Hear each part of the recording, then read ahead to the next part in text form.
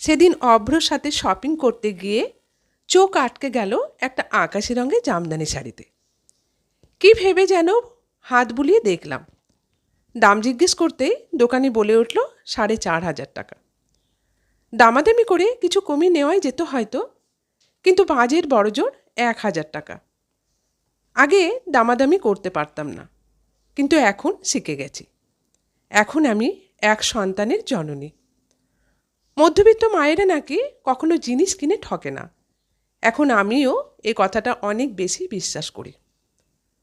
করোনার আগে অভ্রর একটা ভালো চাকরি ছিল, ভালো জীবন ছিল আমাদের।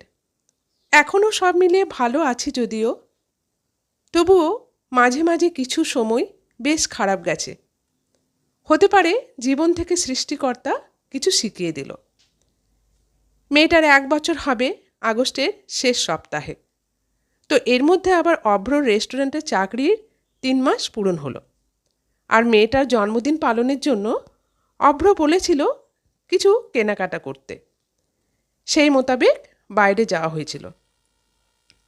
বাড়ি এসে সেসব ভুলে গেছি কবেই, কিন্তু গতকাল রাতে বাসায় ফেরার সময় অভ্রর হাতে একটা প্যাকেট দেখে বেশ অবাক হলাম। সে খুলে দেখতে বলে ফ্রেশ হতে চলে গেল। মেয়েও ঘুমিয়েছে। প্যাকেট খুলে আমি রীতিমতো বিব্রত হয়ে পড়লাম। এই মানুষটা কেন এত খেয়াল রাখে আমার পছন্দের? ওয়াশরুম থেকে বেরোনোর সাথে সাথে ঝগড়া করতে শুরু করলাম যে এত দামি শাড়ি কেন আনতে গেলে? আমার তো এখনও অনেক শাড়ি আছে। এখন সময় খারাপ, একটু বুঝে শুনে চলতে হবে। অভ্র বলল,